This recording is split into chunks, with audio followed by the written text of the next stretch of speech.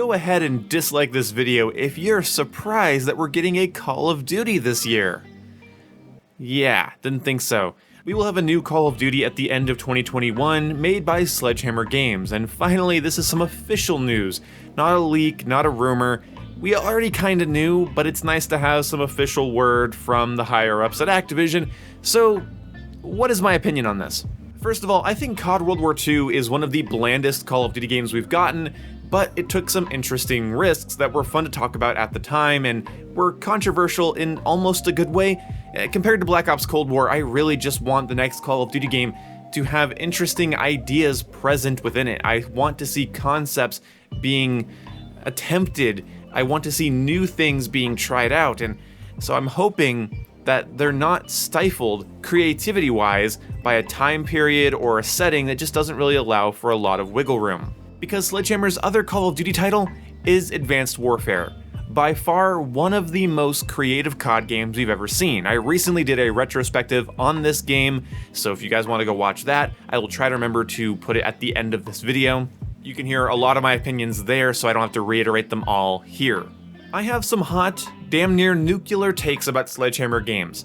I don't think that just because they've only done 2 titles, that is somehow justification for some of the problems and issues. I think a lot of the problems and issues that I see in their games comes from a lack of direction or a lack of vision. As I understand it, Sledgehammer Games wanted to make a World War II game, Activision said make Advanced Warfare, and then when Sledgehammer wanted to make Advanced Warfare 2, they were told to make a World War II game. And that's an uncomfortable situation to be in. I don't think their creativity has ever been properly utilized, and I don't think that they've ever been able to fully work on a product that they're interested in. Also, the community's reception to things like Michael Condrey has always confused me. People thought that Michael Condrey was the reason behind every problem with Advanced Warfare and COD World War II. And the reason COD World War II got quote-unquote better was because Condrey left. The big rework update came out very, very quickly after Condrey had announced that he was leaving Sledgehammer. I remember covering this when it happened. Michael Condrey said he was leaving, and then a handful of weeks later, we had the big rework update. And that big rework patch for COD World War II, it was big enough that I assume Condrey had a hand in it before he left.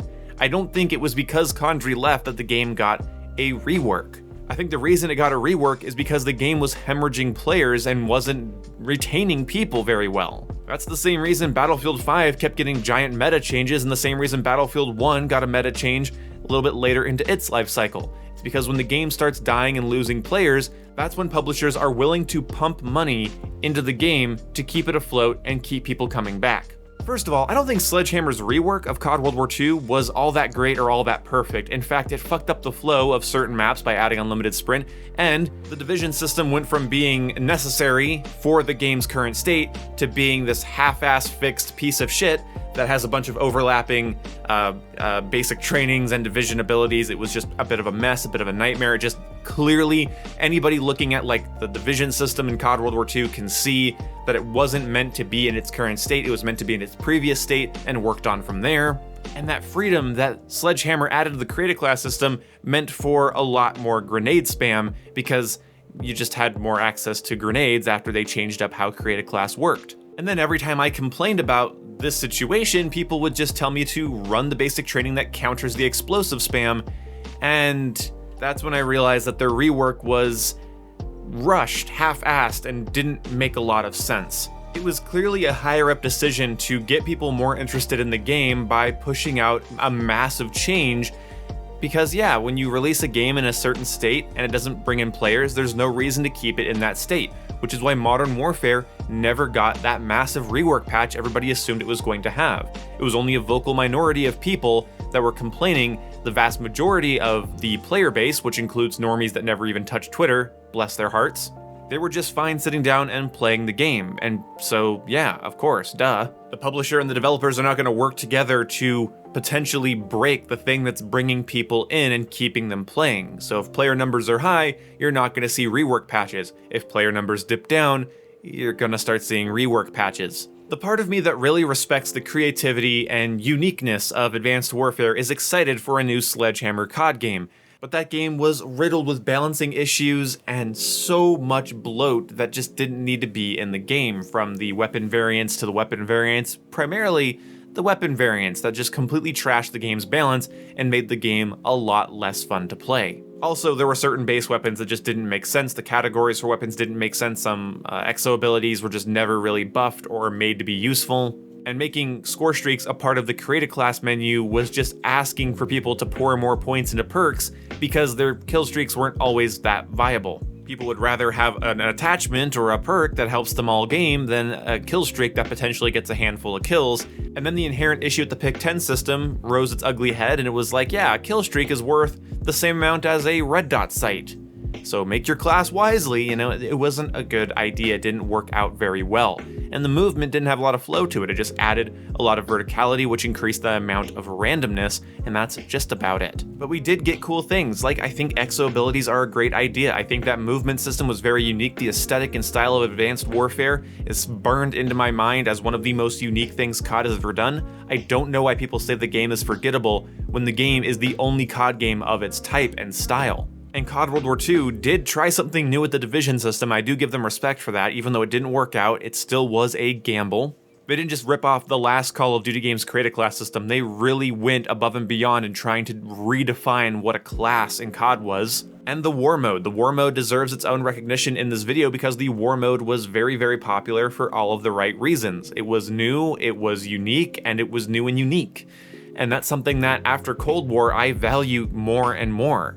Like, I like little things in my COD games, opening and closing doors, mounting, fire select switches, I like little things.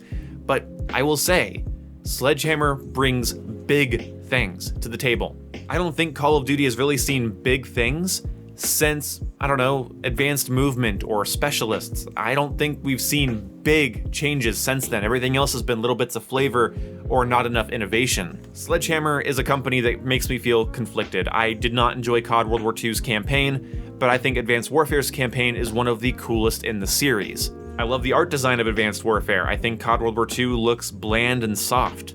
I respect COD World War II for returning the series to its roots at the time, but I hate that it didn't learn from previous games in the series and it didn't seek to address the things that were frustrating about past Call of Duty games.